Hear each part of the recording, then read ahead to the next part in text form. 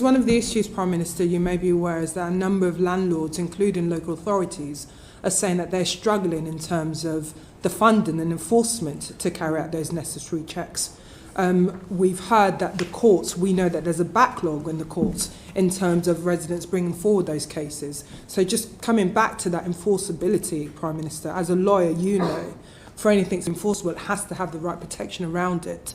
So just wanting to know if there's been discussions and that interdepartmental discussions to make sure that these cases are escalated when tenants bring them before the courts. Yes, there have been. And one of the ways in which I've set up the work of government is to have key ministers on key commitments reporting in to me for a stocktake on a regular basis, where we go through progress, what measures are in place, etc.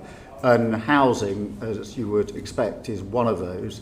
There are 6 areas where we have these regular stocktakes, and housing is one of them. So the Deputy Prime Minister and her team come into number 10. And we have a session where we go through a number of different issues, but decent standards and housing and enforceability is among them.